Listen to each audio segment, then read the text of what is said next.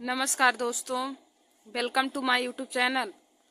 आज मैं class 10th के सब्जेक्ट बायोलॉजी में एक मोस्ट इम्पॉर्टेंट टॉपिक लेकर आई हूँ। तो देखिए दोस्तों, आज का हमारा टॉपिक है डीएनए तथा आरएनए में अंतर। आज मैं आप सभी लोगों को डीएनए तथा आरएनए में अंतर बताऊंगी। तो देखिए दोस्तों, डीएनए तथा आरएनए में अंतर बोर्ड एग्जाम की परीक्षा के लिए बहुत ही महत्वपूर्ण टॉपिक है। देखिए दोस्तों, पहले आप लोग हेडिंग डालेंगे डीएनए तथा आरएनए में अंतर, difference between DNA and RNA.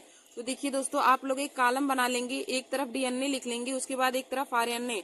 देखिए दोस्तों, जब भी अंतर लिखा जाता है तो ऐसे कॉलम बनाकर ही लिखा जाता है। आप लोग बोर्ड एग्जाम की परीक्षा में कॉलम बनाकर और जिस भी चीज में अंतर पूछे, जैसे डीएनए आरएनए में पूछे, श्वसन तथा दहन में पूछे, पाचन तथा उत्सर्जन में पूछे, जिस भी चीज में अंतर पूछेगा आप लोग कॉलम बना के दोनों तरफ हेडिंग डाल लेंगे। और देखिए दोस्तों, हेडिंग बना के कोई नहीं लिखेगा। अगर जैसे पहले डीएनए और आरएनए में हमें अंतर लिखना है तो पहले हम डीएनए हेडिंग डाल के डीएनए के बारे में लिख लें, उसके बाद आरएनए। तो उस तरह एग्जामिनर हमें पूरा मार्क्स नहीं देते हैं। लेकिन जब हम कॉलम बना के बगल बगल लिखते हैं तो उससे देखिए दोस्तों, हमारा अंतर पूरा पता चल जाता है और हमें फुल मार्क्स मिलते हैं। तो आप लोग अंतर लिखते समय इन बातों का जरूर ध्यान दीजिए कि कॉलम बनाकर ही आप लोग लिखेंगे। तो एक तरफ आप लोग कॉलम बना के हेडिंग डाल लेंगे डीएनए और एक तरफ आरएनए लिखेंगे। तो पहले अब डीएनए में नंबर 1 लिखेंगे कि इसमें डीऑक्सीराइबोस शर्करा होती है। डीएनए में डीऑक्सीराइबोस शर्करा होती है।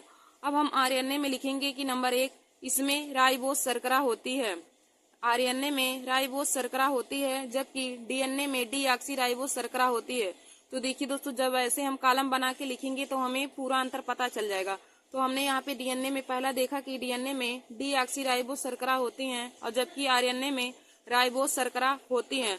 तो ऐसे पढ़ने से एग्जामिनर को भी अंतर अच्छे से मालूम पता चल जाता है और वे आपकी इस क्वेश्चन पर पूरा नंबर देते हैं। तो देखिए दोस्तों, हम डीएनए में पहला लिखेंगे कि इसमें डीऑक्सीराइबोस शर्करा होती हैं और आरएनए में पहले लिखेंगे इसमें राइबोस शर्करा होती है। फिर हम डीएनए में नंबर दूसरा लिखेंगे इसमें फास्फोरिक अम्ल होता है। इसमें फास्फोरिक अम्ल होता है जो शर्करा की एक अणु को दूसरे में संयोजित करता है। देखिए दोस्तों, डीएनए में फास्फोरिक अम्ल होता है जो शर्करा के एक अणु को दूसरे अणु में संयोजित करता है। यानी कि शर्करा के एक अणु को दूसरे अणुओं में संयोजित या फिर एकत्रित करता है। अब हम आरएनए में देखेंगे तो हो जाएगा आरएनए डीएनए के समान होता है। आरएनए भी डीएनए के समान होता है, यानी कि आरएनए भी फास्फोरिक अम्ल होता है और जो शर्करा के एक अणुओं को दूसरे अणुओं में एकत्रित या संयोजित करता है। अब हम डीएनए में तीसरा देखेंगे कि डीएनए में हमारा तीसरा अंतर क्या है। तो इसमें लिखेंगे कि डीएनए में निम्नलिखित नाइट्रोजनस क्षारक होते हैं। नंबर 1 एडेनिन व ग्वानिन, ये प्यूरिन्स होते हैं। और नंबर बी है कि साइटोनिन व थायमिन होते हैं। इसमें नाइट्रोजन क्षार होते हैं एडेनिन, ग्वानिन, साइटोसिन और थायमिन। फिर हम आरएनए में देखेंगे कि इसमें लिखेंगे आरएनए में निम्नलिखित नाइट्रोजन्स क्षारक होते हैं। नंबर 1 एडेनिन व ग्वानिन और नंबर बी है साइटोसिन व यूरेसिल। देखिए दोस्तों, डीएनए में 4 नाइट्रोजन क्षार होते हैं, जबकि आरएनए में भी होते हैं। लेकिन डीएनए में एडेनिन, ग्वानिन, साइटोसिन और थायमिन्स होते हैं और जबकि आरएनए में एडेनिन, ग्वानिन, साइटोसिन और यूरेसिल होते हैं। यानी कि जो डीएनए में होगा वही आरएनए में होगा, लेकिन इसमें जो डीएनए में थायमिन होता है वही आरएनए में थायमिन की जगह पर इसमें यूरेसिल हो जाता है। तो देखिए दोस्तों, डीएनए तथा आरएनए दोनों में 4 नाइट्रोजन क्षार होते हैं, लेकिन डीएनए में एडेनिन, ग्वानिन, साइटोसिन व थायमिन होते हैं, जबकि आरएनए में एडेनिन, ग्वानिन, साइटोसिन व यूरेसिल होते हैं। एडेनिन व ग्वानिन प्यूरिन्स होते हैं, जबकि साइटोसिन व थायमिन पायरिमिडीन्स होते हैं। तो देखिए दोस्तों, आप लोगों को पता चल गया होगा कि डीएनए में कौन से नाइट्रोजन क्षारक होते हैं और आरएनए में। तो हमने आप लोगों को बताया कि डीएनए में 4 नाइट्रोजन क्षारक होते हैं, एडेनिन, ग्वानिन, साइटोसिन और थायमिन। और जबकि आरएनए में भी 4 नाइट्रोजन क्षार होते हैं और आरएनए में एडेनिन, ग्वानिन, साइटोसिन व यूरेसिल होते हैं। देखिए दोस्तों, डीएनए और आरएनए के नाइट्रोजन क्षार में केवल एक ही अंतर होता है कि जो डीएनए में थायमिन होता है वही आरएनए में थायमिन की जगह पर यूरेसिल होता है। बाकी तीनों वही नाइट्रोजन क्षार दोनों में होते हैं, बस यही थायमिन और यूरेसिल हमारा दोनों में अलग अलग होता है। तो अब दोस्तों, हम अगला देखेंगे चौथा नंबर डीएनए में डीएनए में देखेंगे कि डीएनए अणु में न्यूक्लियोटाइड्स की दो लंबी श्रृंखलाएं एक दूसरे के चारों ओर वलय क्रम में कुंडलित रहती हैं। देखिए दोस्तों, आगे हमारा चौथा है कि डीएनए अणु में न्यूक्लियोटाइड्स की दो लंबी श्रृंखलाएं डीएनए अणु में न्यूक्लियोटाइड्स की दो लंबी श्रृंखलाएं एक दूसरे के चारों ओर वलय क्रम में कुंडलित रहती हैं। और हम आगे देखेंगे आरएनए में, तो आरएनए में क्या हो जाएगा, आरएनए अणु में केवल एक ही श्रृंखला होती हैं। आरएनए अणु में केवल एक ही श्रृंखला होती हैं जो स्वयं के ऊपर वलित या कुंडलित हो जाती हैं। देखिए दोस्तों, डीएनए अणु में न्यूक्लियोटाइड की दो लंबी श्रृंखला होती हैं और जबकि आरएनए अणु में केवल एक लंबी श्रृंखला होती है। और डीएनए अणु के एक दूसरे की चारों ओर वलय क्रम में कुंडलित रहती हैं और जबकि आरएनए अणु में वे स्वयं अपने ऊपर ही वलित या कुंडलित हो जाती हैं। देखिए दोस्तों, डीएनए और आरएनए में क्या अंतर होगा कि डीएनए अणु में दो न्यूक्लियोटाइड श्रृंखलाएं होती हैं जो एक दूसरे से वलय क्रम में कुंडलित रहती हैं और जबकि आरएनए में केवल एक ही श्रृंखला होती है जो स्वयं के ऊपर वलित या कुंडलित हो जाती हैं। फिर हम अगला अंतर लिखेंगे डीएनए में कि डीएनए में द्विगुणन की क्षमता होती है। डीएनए में द्विगुणन की क्षमता होती है और हम आरएनए में लिखेंगे कि आरएनए में द्विगुणन की क्षमता नहीं होती है। देखिए दोस्तों, डीएनए में द्विगुणन की क्षमता होती है और आरएनए में द्विगुणन की क्षमता नहीं होती है। फिर हम अगला अंतर देखेंगे डीएनए में कि डीएनए अनुवांशिकी पदार्थ है। डीएनए अनुवांशिकी पदार्थ है जो कोशिकाओं की सभी क्रियाओं का नियमन व नियंत्रण करता है। देखिए दोस्तों, डीएनए अनुवांशिक पदार्थ होता है जो कोशिका की सभी क्रियाओं का नियमन व नियंत्रण करता है और जबकि आरएनए यह अनुवांशिक सूचना वाहक का कार्य करता है। आरएनए अनुवांशिक सूचना वाहक का कार्य करता है और प्रोटीन संश्लेषण में सहायक होता है। आरएनए अनुवांशिक सूचना वाहक का कार्य करता है और यह प्रोटीन संश्लेषण में सहायक होता है। तो देखिए दोस्तों, लास्ट अंतर हमारा छठवां डीएनए और आरएनए में क्या था कि डीएनए अनुवांशिक पदार्थ होता है। डीएनए अनुवांशिकी पदार्थ है जो कोशिकाओं की सभी क्रियाओं का नियमन व नियंत्रण करता है। और हम आरएनए में देखेंगे कि आरएनए अनुवांशिक सूचना वाहक का कार्य करता है और प्रोटीन संश्लेषण में भी सहायक होता है। तो दोस्तों, आज मैंने आप लोगों को डीएनए तथा आरएनए में अंतर बताया। तो आप लोग देखिए, हमने आप लोग को बताया कि आप हेडिंग वाइज नहीं लिखेंगे बल्कि कॉलम बना के अंतर लिखेंगे। जब भी किसी भी चीज में अंतर पूछे तो आप कॉलम बनाकर दोनों तरफ हेडिंग डाल लेंगे और इसी तरह ही लिखेंगे। तो दोस्तों, इसी तरह लिखने से एग्जामिनर आपकी कॉपी में फुल मार्क्स देते हैं। तो आप जैसे हमने आप लोग को बताया कि डीएनए तथा आरएनए में हमें अंतर लिखना है, तो आप एक तरफ डीएनए हेडिंग डाल लेंगे, एक तरफ आरएनए। तो हम आप लोग को फिर से एक बार अंतर बता देते हैं। तो देखिए, हम डीएनए में लिखेंगे नंबर 1। देखिए दोस्तों, डीएनए का हम पहले पूरा नाम लिख देंगे तो वह भी हमारा अंतर हो जाएगा। तो डीएनए का पूरा नाम होता है डीऑक्सी राइबोन्यूक्लिक अम्ल। डीएनए का पूरा नाम हो जाएगा डीऑक्सी राइबोन्यूक्लिक अम्ल और आरएनए का पूरा नाम हो जाएगा राइबोन्यूक्लिक अम्ल। डीएनए का पूरा नाम डीऑक्सी राइबोन्यूक्लिक अम्ल हो जाएगा और आरएनए का राइबोन्यूक्लिक अम्ल हो जाएगा। अब हम दूसरा नंबर लिखेंगे कि डीएनए में इसमें डीऑक्सी राइबोस शर्करा होती हैं। इसमें डीऑक्सी राइबोस शर्करा होती हैं और आरएनए में लिखेंगे कि इसमें राइबोस शर्करा होती हैं। फिर हम अगला लिखेंगे डीएनए में फास्फोरिक अम्ल होता है जो शर्करा के एक अणु को दूसरे अणु में संयोजित करता है। डीएनए में फास्फोरिक अम्ल होता है जो शर्करा के एक अणु को दूसरे अणु में संयोजित करता है। अब हम आरएनए में देखेंगे कि आरएनए भी डीएनए की समान होता है, यानी कि आरएनए में भी फास्फोरिक अम्ल होता है जो शर्करा के एक अणु को दूसरे अणुओं में संयोजित करता है। अब दोस्तों, हम डीएनए में अगला अंतर देखेंगे कि डीएनए में निम्नलिखित नाइट्रोजन क्षार होते हैं, यानी कि डीएनए में 4 नाइट्रोजन क्षार होते हैं। नंबर 1 एडेनिन, ग्वानिन, साइटोसिन और थायमिन होते हैं। डीएनए में 4 नाइट्रोजन क्षार एडेनिन, ग्वानिन, साइटोसिन और थायमिन होते हैं। देखिए दोस्तों, एडेनिन व ग्वानिन प्यूरिन्स होते हैं जबकि साइटोसिन व थायमिन पायरिमिडीन्स होते हैं। तो डीएनए में 4 नाइट्रोजन क्षार होते हैं और आरएनए में भी 4 नाइट्रोजन क्षार हो जाएंगे। और वो कौन कौन से होंगे कि एडेनिन, ग्वानिन, साइटोसिन और यूरेसिल।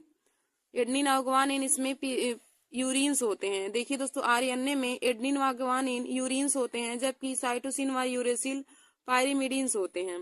देखिए दोस्तों, इसमें एडेनिन व ग्वानिन, साइटोसिन व थायमिन पाए जाते हैं जबकि आरएनए में नाइट्रोजन क्षार एडेनिन, ग्वानिन, साइटोसिन व यूरेसिल पाए जाते हैं। यानी कि जो डीएनए में थायमिन होता है वही हमारा आरएनए में यूरेसिल हो जाता है। थायमिन की जगह पर यूरेसिल आरएनए में हो जाता है, बाकी सब वही नाइट्रोजन से क्षार होते हैं। तो आरएनए तथा डीएनए दोनों में 4 नाइट्रोजन क्षार होते हैं, लेकिन देखिए दोस्तों, थायमिन की जगह पे जो डीएनए में थायमिन रहता है वही आरएनए में यूरेसिल हो जाता है। थायमिन और यूरेसिल अलग अलग होते हैं, बाकी तीनों नाइट्रोजन क्षार हमारे दोनों में समान रहते हैं। फिर हम अगला अंतर देखेंगे कि डीएनए अणु में न्यूक्लियोटाइड्स की 2 लंबी श्रृंखलाएं एक दूसरे के चारों ओर वलयाक्रम में कुंडलित रहती हैं। डीएनए अणु में न्यूक्लियोटाइड्स की 2 लंबी श्रृंखलाएं एक दूसरे के चारों ओर वलयाक्रम में कुंडलित रहती हैं। और आरएनए में हम देखेंगे कि आरएनए अणु में केवल एक ही श्रृंखला होती है। आरएनए अणु में केवल एक ही श्रृंखला होती हैं जो स्वयं के ऊपर वलित या कुंडलित हो जाती हैं। देखिए दोस्तों, डीएनए अणु में 2 पॉलीन्यूक्लियोटाइड्स लंबी श्रृंखला होती हैं जो एक दूसरे के चारों ओर वलयाक्रम में कुंडलित रहती हैं, और जबकि आरएनए में केवल एक ही श्रृंखला होती हैं। आरएनए में केवल एक ही श्रृंखला होती हैं जो स्वयं के ऊपर वलित या कुंडलित रहती हैं। तो देखिए दोस्तों, हमने बताया कि डीएनए में 2 कुंडलित लंबी श्रृंखला होंगी जो एक दूसरे के चारों ओर वलयाक्रम में कुंडलित रहेंगी, और जबकि आरएनए में क्या होता है कि आरएनए में केवल एक ही लंबी श्रृंखला होती है जो स्वयं के ऊपर कुंडलित रहती हैं। फिर हम अगला देखेंगे डीएनए में कि डीएनए में द्विगुणन की क्षमता होती है। देखिए दोस्तों, डीएनए में द्विगुणन की क्षमता होती है, और आरएनए में क्या होता है कि आरएनए में 2 गुणन की क्षमता नहीं होती है। डीएनए में द्विगुणन की क्षमता होती है और आरएनए में द्विगुणन की क्षमता नहीं होती है। फिर हम अगला देखेंगे कि क्या है डीएनए अनुवांशिकी पदार्थ है। डीएनए अनुवांशिकी पदार्थ है जो कोशिकाओं की सभी क्रियाओं का नियमन व नियंत्रण करता है। और हम आरएनए में देखेंगे कि आरएनए क्या है। तो देखिए दोस्तों, ये आरएनए एक या अनुवांशिक सूचना वाहक का कार्य करता है।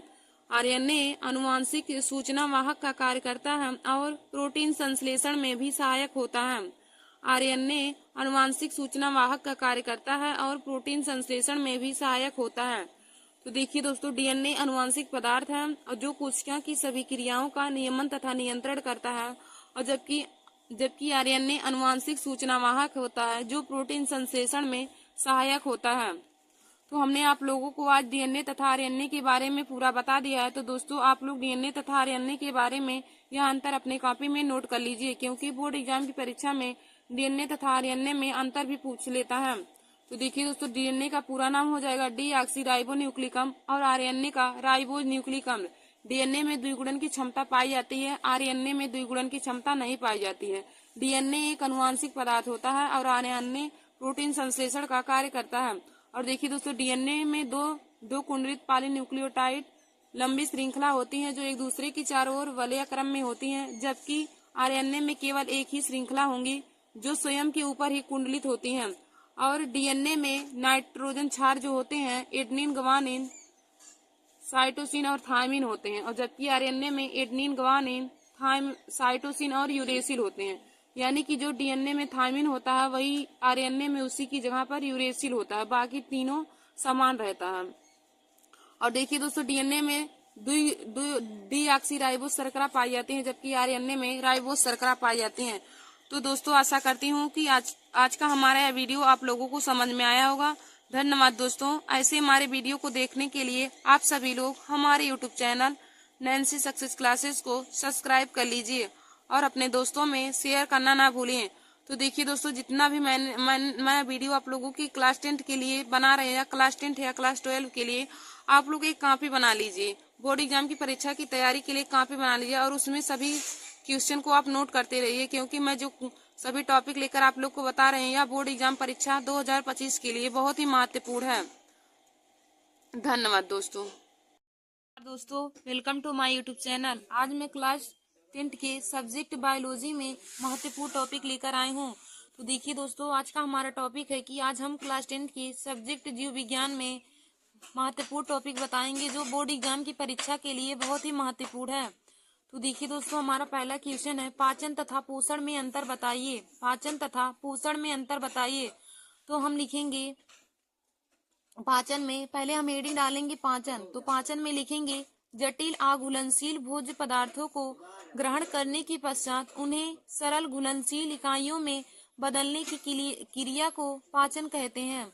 जटिल अघुलनशील भोज्य पदार्थों को ग्रहण करने के पश्चात उन्हें सरल घुलनशील इकाइयों में बदलने की क्रिया को पाचन कहते हैं। फिर दोस्तों आप लोग हेडिंग डालेंगे पोषण, उसमें लिखेंगे जबकि भोज्य पदार्थों को ग्रहण करके उन्हें शरीर की कोशिकाओं में प्रयुक्त होने योग्य बनाने की संपूर्ण क्रिया को पोषण कहते हैं। देखिए दोस्तों, पाचन तथा पोषण में अंतर क्या होता है कि पाचन की परिभाषा होता है जटिल अघुलनशील भोज्य पदार्थों को ग्रहण करने के पश्चात उन्हें सरल घुलनशील इकाइयों में बदलने की क्रिया को पाचन कहते हैं। और जबकि पोषण की परिभाषा होता है कि भोज्य पदार्थों को ग्रहण करके उन्हें शरीर की सभी कोशिकाओं में प्रयुक्त होने योग्य बनाने की संपूर्ण प्रक्रिया को पोषण कहते हैं। फिर दोस्तों हमारा अगला है जैव क्रियाएं किसे कहते हैं, यह कितने प्रकार की होती हैं। दोस्तों हम हेडिंग डालेंगे जैव क्रियाएं, तो इसमें लिखेंगे इसकी परिभाषा जैव क्रियाएं की जीवधारियों में होने वाली क्रिया को जैव क्रियाएं कहते हैं।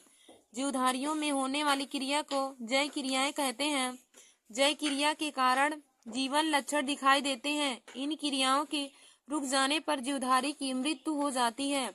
देखिए दोस्तों, जैव क्रियाएं की परिभाषा हो जाएगा कि जीवधारियों में होने वाली क्रिया को जैव क्रियाएं कहते हैं। जैव क्रिया के कारण ही जीवन लक्षण दिखाई देते हैं। इन क्रियाओं के रुक जाने पर जीवधारियों की मृत्यु हो जाती है। अब देखिए दोस्तों, जैव क्रियाएं दो प्रकार की होती हैं।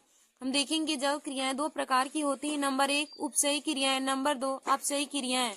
तो देखिए दोस्तों, आप नंबर 1 हेडिंग डालेंगे उपचयी क्रियाएं, इसमें लिखेंगे इनमें सरल अणुओं से जटिल अणुओं का संश्लेषण होता है। उपचयी क्रियाएं में सरल अणुओं से जटिल अणुओं का संश्लेषण होता है। इन क्रिया में ऊर्जा का संचय होता है। उपचयी क्रिया में देखिए दोस्तों होता है कि इसमें सरल अणुओं से जटिल अणुओं का संश्लेषण होता है तथा इसमें ऊर्जा का संचय होता है। जैसे उपचयी क्रिया का उदाहरण होगा प्रकाश संश्लेषण, शरीर में विभिन्न पदार्थों का संश्लेषण। उपचयी क्रिया का उदाहरण हो जाएगा जैसे प्रकाश संश्लेषण और शरीर में विभिन्न पदार्थों का संश्लेषण। फिर हम आगे देखेंगे अपचयी क्रियाएं। तो दोस्तों अपचयी क्रियाएं किसे कहते हैं कि इनमें जटिल पदार्थों के विघटन के फलस्वरूप सरल अणुओं का निर्माण होता है। इनमें जटिल अणुओं के विघटन के फलस्वरूप सरल अणुओं का निर्माण होता है। इन क्रियाओं में ऊर्जा मुक्त होती है। देखिए दोस्तों, इसका उदाहरण हो जाएगा जैसे श्वसन। तो दोस्तों आप लोग यहाँ पे नोट करके एक पॉइंट जरूर लिख लीजिएगा कि अपचय एवं उपचय क्रियाओं के सम्मिलित रूप को उपापचय कहते हैं, उपापचय क्रिया कहते हैं। यदि उपापचय क्रिया की परिभाषा पूछे तो आप बताएंगे अपचय तथा उपचय क्रियाओं के सम्मिलित रूप को उपापचय क्रिया कहते हैं।